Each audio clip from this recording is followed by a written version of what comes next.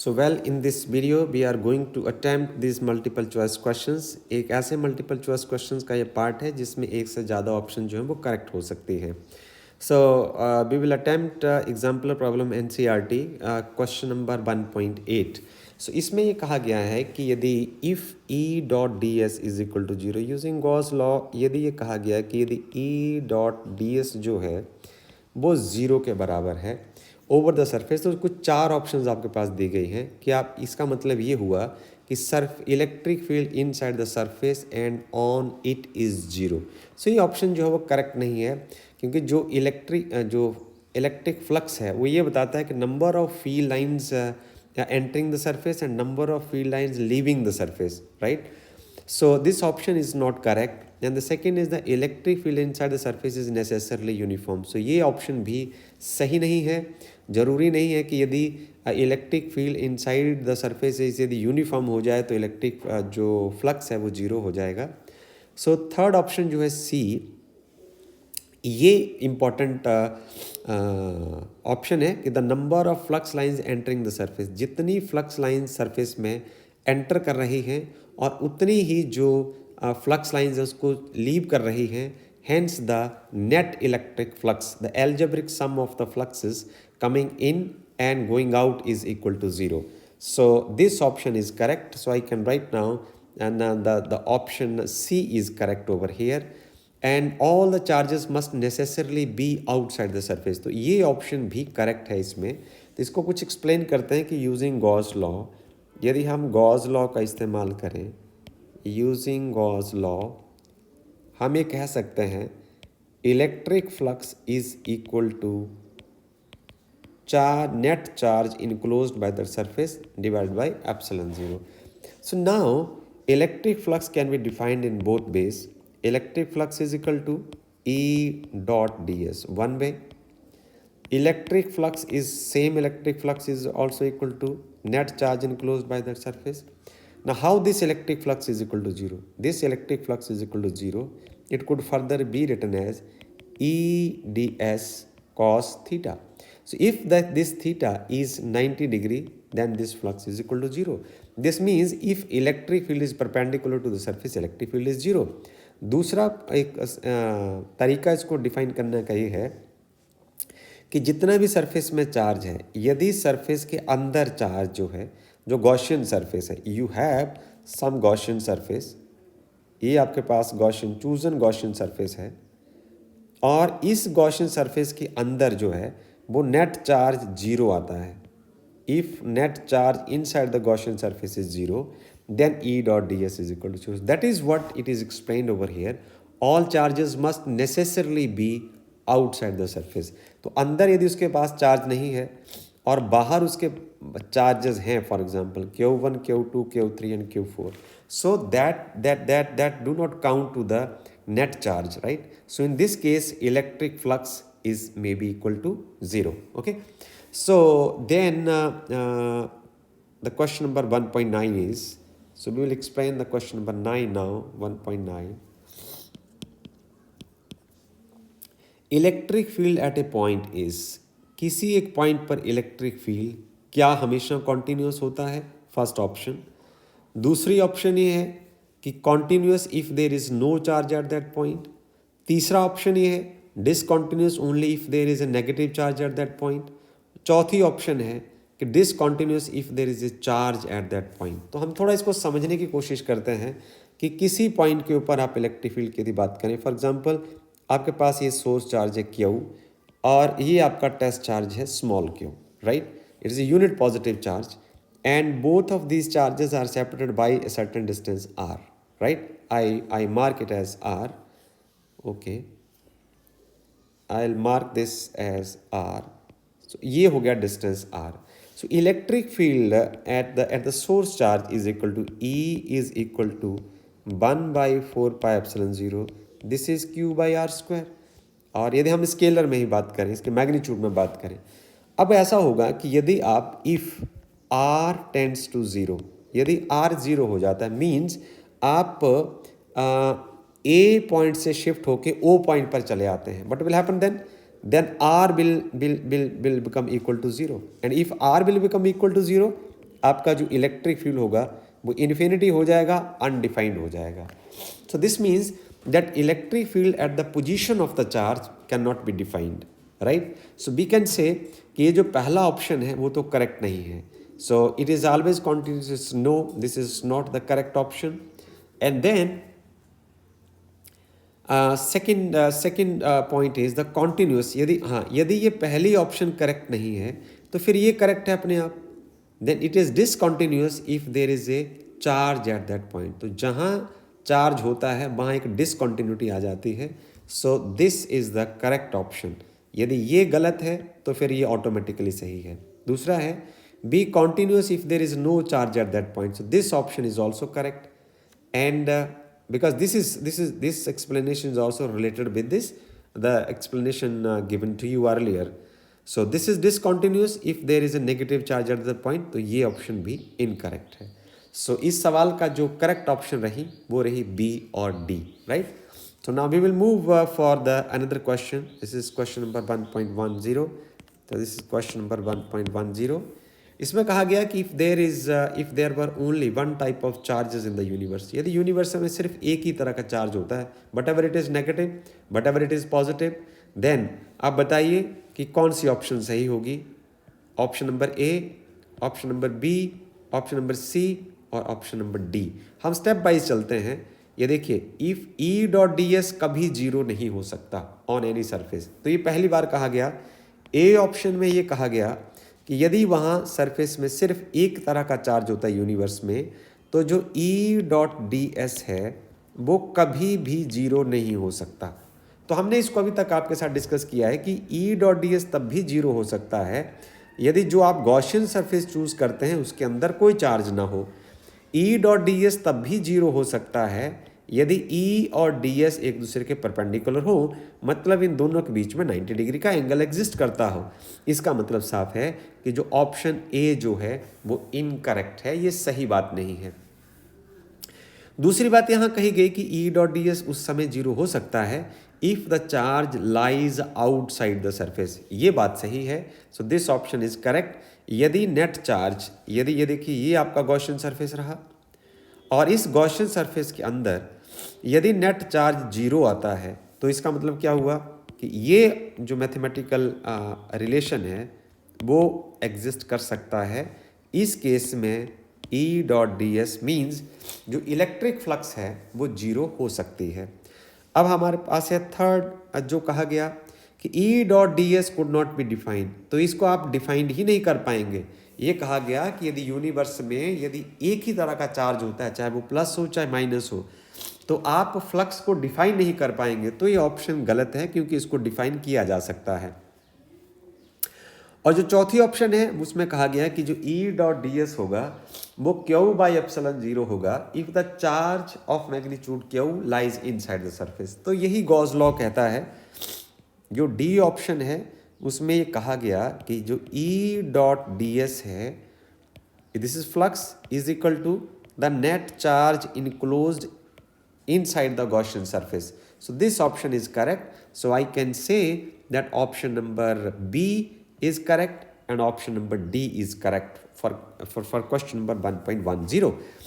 So we will move ahead now. अब हमारे पास सवाल है. हम चलते हैं ब्लैक बोर्ड के अगले पेज के ऊपर और इस पेज में कहा हम सवाल लेते हैं 1.11. सवाल हमारा कुछ इस तरीके का है. इसमें कहा गया कि आप कंसीडर करिए एक ऐसा region inside which there are various type of charges. ऐसा रीजन आपने चूज़ किया जिसमें तरह तरह के चार्जेस हैं, पॉजिटिव है, नेगेटिव है. हाँ, पर उसके अंदर जो है ना वो टोटल चार्ज जीरो है, but total charge inside that region is zero. So at the point outside the region, अब आप ये बताएं कि उस रीजन के बाहर क्या होगा. At the point outside that region, देखिए हमारे पास एक रीजन आ गया. Okay, electric field is necessarily zero. तो इसके बीच में तरह तरह के चार्ज हो सकता है. ये पॉजिटिव चार्ज हो गया, ये नेगेटिव चार्ज हो गया, ये फिर पॉजिटिव चार्ज हो गया, ये नेगेटिव हो गया, ये नेगेटिव हो गया, यहाँ पॉजिटिव हो गया, यहाँ पॉजिटिव हो गया, यहाँ नेगेटिव हो गया. तो इसमें तरह तरह के चार्ज हैं पर नेट चार्ज जीरो है. अब कहा गया आपसे सवाल ये किया गया कि इसके बाहर कोई पॉइंट आप P चूज करते हैं तो वहाँ क्या होने वाला है। Electric field is necessarily zero, तो कहते हैं कि जो इलेक्ट्रिक फील्ड जो बाहर है वो पक्का जीरो होगा, तो पर ऐसा नहीं होगा, ये ऑप्शन गलत है, दिस इज रॉन्ग ऑप्शन। इसको हम डिस्कस करते हैं। देखिए गॉस लॉ ये कहता है कि electric field E dot D S is equal to net charge enclosed by that surface divide by epsilon zero. तो ये जो राइट हैंड साइड का जो चार्ज है ये चार्ज होता है गॉसियन सरफेस के बीच का, और ये जो electric field left hand side में है ये होता है due to charge inside, due to charge inside and outside the Gaussian surface, outside the Gaussian surface. This is due to the charge inside and outside the Gaussian surface. तो यदि मान लो कि surface के अंदर नेट चार्ज जीरो भी होता है तब भी उसके बाहर का जो पॉइंट है यहाँ आउटर चार्जेस की वजह से इलेक्ट्रिक फील्ड हो सकता है, इसलिए ये जो ऑप्शन है वो करेक्ट ऑप्शन नहीं है। दूसरा कहा गया, यहाँ कहा गया कि electric field is due to the dipole movement of the charge distribution only. यहाँ P पॉइंट के पर जो चार्ज इलेक्ट्रिक फील्ड होगा वो सिर्फ इन डाइपोल्स की वजह से होगा, तो ये बात बिल्कुल डिस्कार्ड करने वाली है, क्योंकि यहाँ इलेक्ट्रिक फील्ड जो है वो जो charge outside this Gaussian surface हैं उनकी वजह से भी हो सकता है, इसलिए ये ऑप्शन भी इनकरेक्ट है। So this option is incorrect.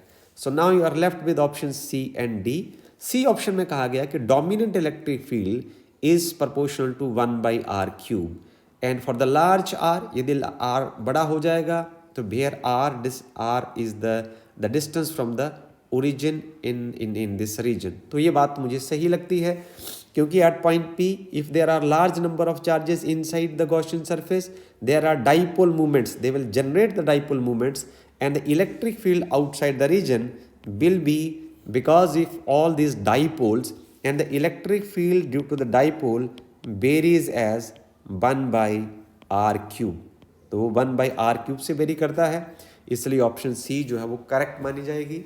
उसके बाद अगला जो ऑप्शन है उसमें ये है कि work done to move the charge particle along the closed path away from the region will be zero. तो work done in the closed path is ये जीरो ही होगा, ये ऑप्शन भी सही है, because the electric field is conservative in nature, so the work done in the closed path will always be equal to zero. So option C and D are correct over here. यहाँ C option correct होगा और D option भी correct होगा। हम अपने discussion को आगे बढ़ाते हैं। Now our problem is question number 1.12. हम क्वेश्चन नंबर 1.12 के ऊपर बात करते हैं। This question number 1.12. So it refers to the arrangement of charges in figure 1.6. आपके पास एक फिगर 1.6 दिया गया है and A Gaussian surface of radius r। इसमें एक गॉसियन सरफेस है जिसका रेडियस r है और चार्ज कैपिटल Q उसके सेंटर में है, राइट। तो हमें ये कहा गया है कि आप ये बताइए, कुछ ऑप्शंस हमारे पास दी हुई हैं, ये बताइए कि total flux through the surface of sphere is -Q/ε0। जो टोटल फ्लक्स है वो -Q/ε0 है। तो इस डायग्राम को हम ध्यान से देखें तो ये डायग्राम कुछ हमारे पास ऐसे रहता है। इसमें कहा गया, ये डायग्राम नंबर फिगर नंबर 1.6 को आप देखें तो जो ये गॉसियन सरफेस के अंदर जो नेट चार्ज है ना वो है Q एंड -Q। तो हम यहाँ देखते हैं कि ए ऑप्शन जो उसमें कही गई है, ए ऑप्शन में कहा गया कि total flux through the surface of the sphere is -Q/0। तो इसके लिए हम जरा Q नेट निकालते हैं। तो Q नेट है Q - 2Q is equal to -Q, right, equal to -Q। तो हम समझ सकते हैं कि जो टोटल फ्लक्स है E dot ds that is equal to Q net by ε0। This is -Q/ε0। okay, this is -Q/ε0. so this option is correct. So or then the second option is, this part B is, the field on the surface of sphere is -Q/, जो दूसरी option है उसने कहा कि जो electric field है यहाँ surface of the sphere के ऊपर, वो होगा -q/4πε0r²। सो ये जो ऑप्शन है वो इनकरेक्ट है, क्योंकि ये जो है वो net charge inside the Gaussian surface की वजह से नहीं होगा। Separate charge will contribute separately for the flux on the surface of the sphere. So this option is incorrect, second option is incorrect, first option is correct, right. And now third option is, जो third option आपको दी गई है उसमें ये कहा गया कि the flux for the surface is surface of sphere due to 5q is 0। तो जो फ्लक्स होगी द चार्ज, ये देखिए जो इलेक्ट्रिक फ्लक्स है ना, उसका फार्मूला फिर यही रहेगा, इलेक्ट्रिक फ्लक्स जो सी ऑप्शन है इसमें आएगा आपके पास E.ds is equal to q net charge enclosed by that surface. So as the charge 5q's lies outside the surface, charge 5q lies outside the surface, so it will not contribute to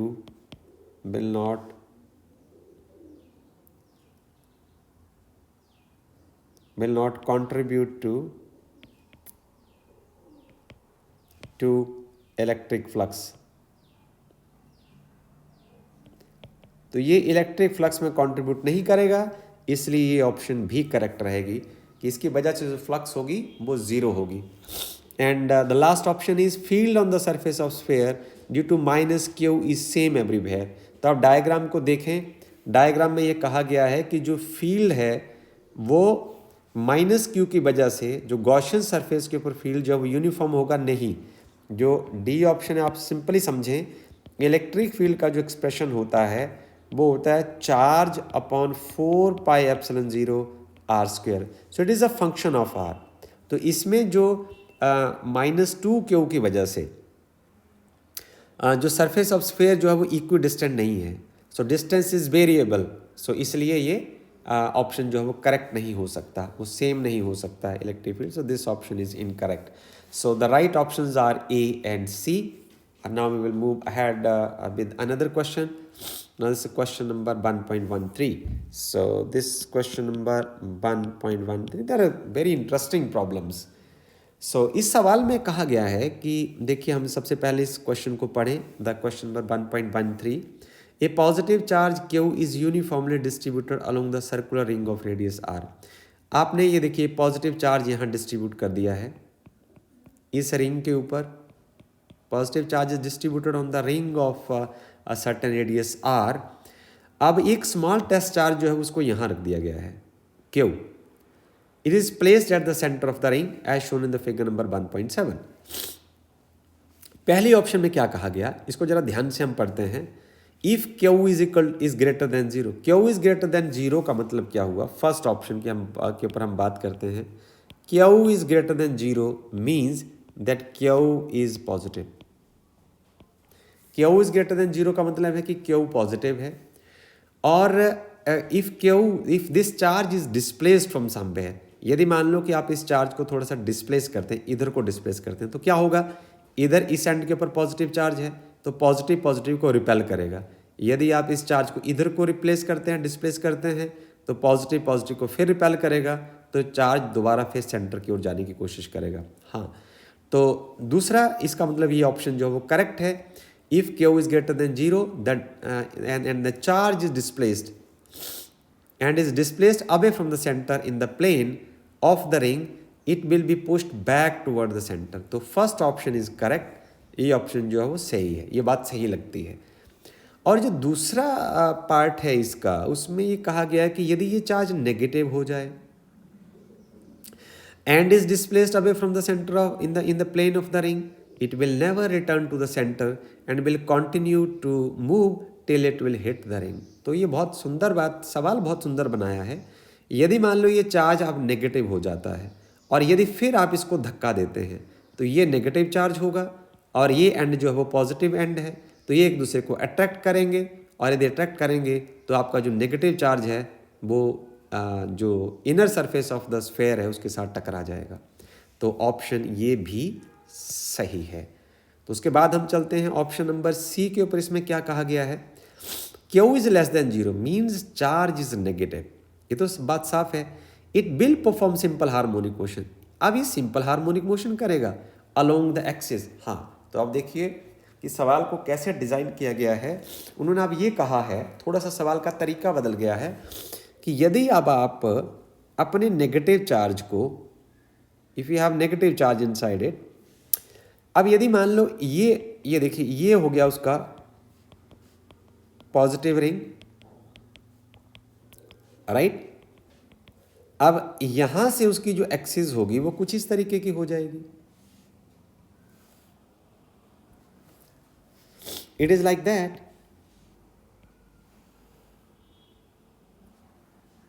it is difficult for me to draw this, तो हमें एक ही side का हम रहने देते हैं.